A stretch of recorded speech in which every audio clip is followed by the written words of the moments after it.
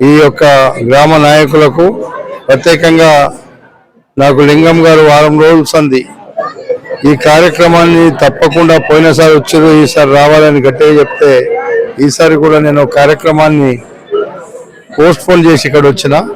దండుమైలారం అంటేనే వీళ్ళందరూ నాకు అండగా నిలిచిన వాళ్ళు. రాజకీయాలలో ఎమాయములను పక్కకు పెట్టి యువకులంతా నాతో ఉన్నారు అంటే వాళ్ళతో నేను ఉండాల్సిందే. కాబట్టి వాళ్లకు అన్ని తీరులుగా నేను అండదండలుగా ఉంటా. నన్ను ముందుంచి వాళ్ళు భుజాల మీద వేసుకొని మోసి ఈ నియోజకవర్గంలో 41,000 మెజార్టీ ఇచ్చింటారు. వాళ్ళు ఎవరిని కూడా మరవను.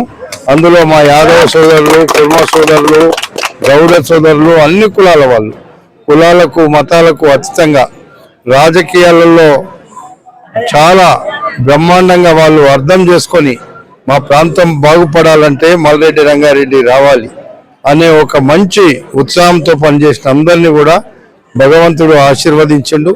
ఇక్కడ అందుకే మా సోదరులు, మా యువకులు అందరూ కూడా ఇక్కడ బ్రహ్మాండంగా ప్రతి సంవత్సరం ఈ ఉత్సవాలు చేస్తున్నారంటే దేవుడిచ్చేటువంటి ధైర్యం, దేవుడిచ్చేటువంటి ఆశీర్వాదం ఈ యొక్క గ్రామ నాయకులకు ప్రత్యేకంగా నాకు లింగం గారు వారం రోజుల సంధి ఈ కార్యక్రమాన్ని తప్పకుండా పోయినసారి వచ్చారు, ఈసారి రావాలని గట్టిగా చెప్తే ఈసారి కూడా నేను కార్యక్రమాన్ని పోస్ట్పోన్ చేసి ఇక్కడ వచ్చిన.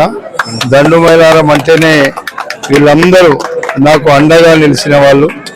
రాజకీయాలలో ఎమాయములను పక్కకు పెట్టి యువకులంతా నాతో ఉన్నారు అంటే వాళ్ళతో నేను ఉండాల్సిందే.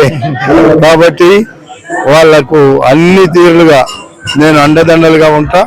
నన్ను ముందుంచి వాళ్ళు భుజాల మీద వేసుకొని మోసి ఈ నియోజకవర్గంలో 41,000 మెజార్టీ ఇచ్చింటారు. వాళ్ళు ఎవరిని కూడా మరవను. అందులో మా యాదవ సోదరులు, కుర్మ సోదరులు, గౌడ సోదరులు, అన్ని కులాల వాళ్ళు, కులాలకు మతాలకు అతీతంగా రాజకీయాలలో చాలా బ్రహ్మాండంగా వాళ్ళు అర్థం చేసుకొని మా ప్రాంతం బాగుపడాలంటే మల్రెడ్డి రంగారెడ్డి రావాలి అనే ఒక మంచి ఉత్సాహంతో పనిచేసిన అందరినీ కూడా భగవంతుడు ఆశీర్వదించిండు.